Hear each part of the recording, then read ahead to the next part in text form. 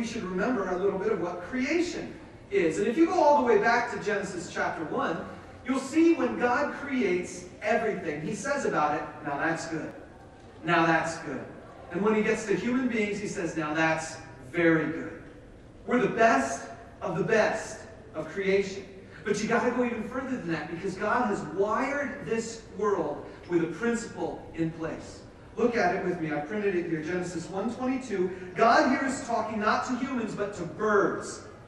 He says, God blessed them and said, be fruitful and increase in number, and fill the water in the seas for the fish, and let the birds increase on the earth. God is giving a command to animals that they be fruitful and multiply. Now see, this is important, because if you're the first animal and you don't reproduce, there ain't going to be a second animal. It's just not going to flow. It's not going to happen.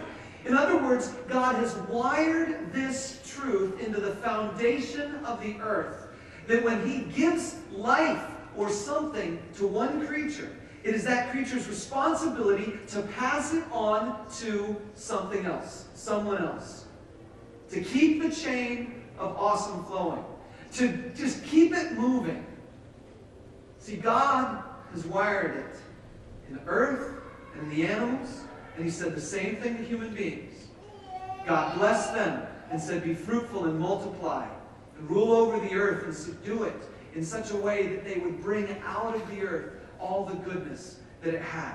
Not in a way that they would press it down and destroy it. Even to take this one step further, when God meets up with Abraham and he begins to create a family on the earth, we find it in Genesis 12. And I printed those verses. Look at those here. God says to Abraham, I will make you into a great nation, and I will bless you. I will make your name great, and you will be a blessing. Notice that. I will make you into a great nation, and I will bless you. God says then, I will make your name great, and you will be a blessing. I will bless those who bless you, and whoever curses you, I will curse. All peoples on earth will be blessed through you. This is the principle that God has wired into our world. It's the principle of labor, of reproduction, of childbirth. It's the principle of life, that when God brings something to you, he intends for you and for me to give it to someone else, to bless it on through, to keep it moving. The blessing comes into me and into my life, and I press it on into others. Go back to James for a moment. Because there's an insight in this passage that I think shakes the rest of this stuff into place. Notice in that passage in James, the contrast is being made between two things. First, in the earlier verses, in the first birth, the contrast was our desires. And in the second birth, it all begins with God's blessings. God's willingness to give. This is the contrast that I think if we get it, we can understand something very simple.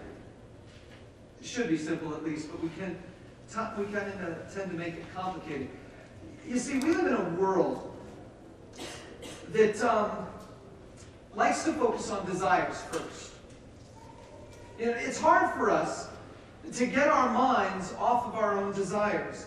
And yet this verse tells us that if we get hung up on our desires, anything that comes out of that is just going to be empty and hollow and death.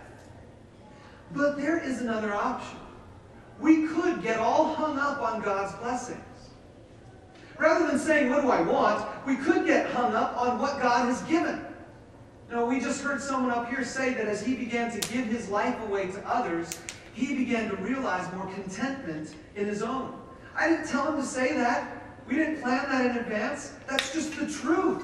That's just the way the world works, the way God wired the world to work. And so I just want to remind you, when we use the word ministry around here, this is what it means. Ministry is whenever you take what you've been given and use it to bless others. whenever you take what you've been given and use it to bless others. God has blessed us. It is He who gave us the word of truth, who gave us life. He has blessed us, and all He wants for us to do is to give it to others, to bless others with it. Our problem, though, is that our desires have clouded it all out. And our society has clouded it all out. And we are regularly bombarded with the challenge to think not of God's blessings, but to think of what we do not yet have. I'm going to prove that by showing you another commercial. Here you go.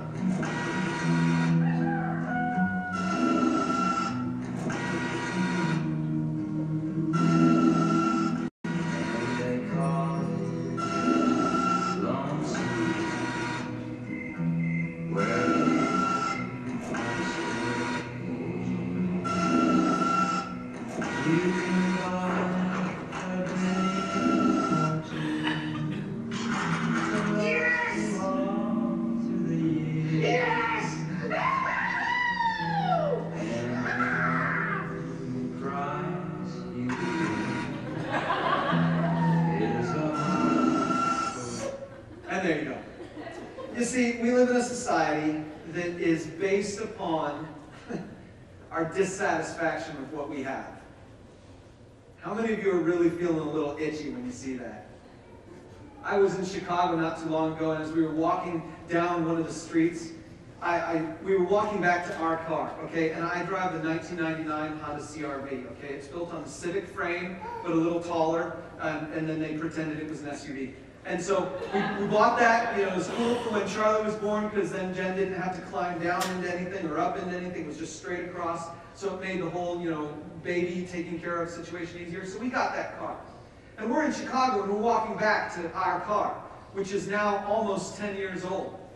And I'm thinking, as we're walking to our car, about how long of a walk it is in this cold weather, and wouldn't it be nicer to have a car right next to me?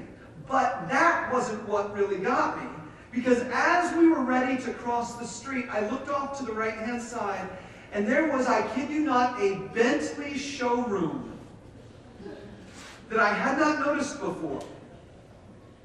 And I said, "Oh, Charlie, we got to go take a look at this. This is like one of the most expensive cars in the world. Let's go take a look at it." And we get over there, and it's not just a Bentley showroom. It is Bentley on this half, and Lamborghini on this half. And as we walk over to the Lamborghini side of things, we're inside, right across this, inch-thick piece of glass. There is this beautiful work of Italian art